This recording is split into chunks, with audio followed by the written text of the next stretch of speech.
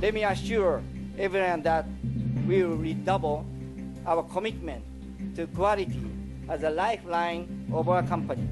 Despite Akio Toyota's assurances, the automaker's troubles continue. A new recall of its flagship Prius and other hybrids, along with new reports of problems with other vehicles, have led to new headaches for Toyota. Now the company is in an all-out drive to turn things around and redeem its image.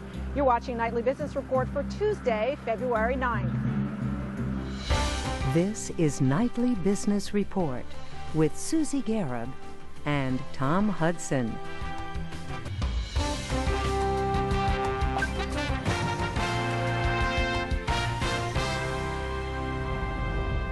Good evening, everyone. Susie Garib is on assignment tonight. New troubles for Toyota and its customers. The automaker has recalled 440,000 Prius and other hybrid vehicles. Suzanne, Toyota's global recall, you count them all up, it now stands at 8.5 million cars and trucks. And another black eye for the company, its late model Corollas are now being reviewed by the U.S. government here after complaints of steering problems.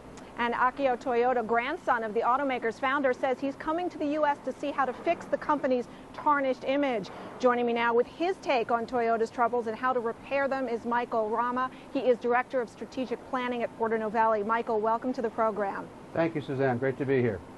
So exactly how tarnished do you think the Toyota image is right now? Well, they're in serious trouble. The question is, what are they going to do about it and how fast they can turn it around? Do you think that the brand, though, is dead? No, by no means is the brand dead. I think there's a tremendous heritage that's not being taken into account. When you consider everything they've done up to now and what they have to look forward to, I think it's survivable. So what exactly do you think that they should be doing right now to turn this image problem around? Well, they should be doing a lot of what they're doing. The question that has lingered a lot is how fast they came to the game. That aside, I think the issue now looking ahead is how quickly can they turn around these recalls, how quickly can they get the vehicles back on the road and restore public confidence in their safety. So is it a function of focusing on the recall effort itself, and what should they be doing there? Well, there are two things. The apology is good, and it only gets them so far. At some point, they have to move on from apology to actual action.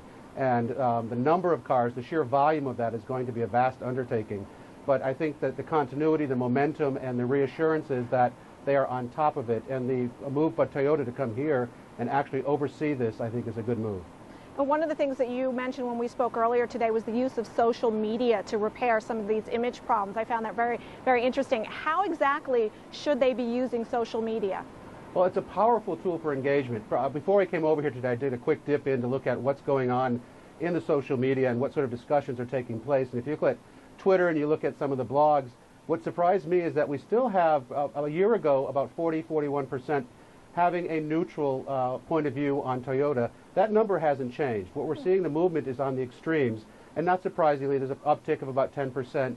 But the interesting thing is that a lot of the discussion is around Toyota jokes, and jokes don't come up when something is seen as devastating. So I think it's moving into the opportunity for goodwill to prevail if the right actions are taken. Now, how you engage, when you engage, and how you maintain that engagement, I think, is critical. And what's more important right now for Toyota? Is it what it says or what it does that everyone is watching? It's what they do. After a certain point, I think public turns off and says it's spin, and in fact, we're seeing some of that. A lot of the pundits and a lot of people online are saying enough spin, let's see what's going to actually happen. What else can they be doing? Would they possibly consider, do you think, using incentives to attract customers back to the brand? That's a slippery slope. I think it's not something that's traditionally in their realm of discussion, and it sets up perhaps something that you wouldn't intend, an unintended consequence, which might be, why are you even on top of these problems willing to pay me to come back? I think there's enough goodwill, enough reputation that they should not and probably should not be doing that. So what is your timetable for repairing the brand, the Toyota brand? How long do you think it's going to take before we see some real traction? Well, two things have to take place. The question first is, how long is it going to take to get these vehicles back on the road? And then looking at the impact on sales, I think that's the ultimate measure. And we're probably looking at one sales cycle, so probably a year, looking at September. They're on schedule, as I understand, for introduction of some of their new creative, some of the new models.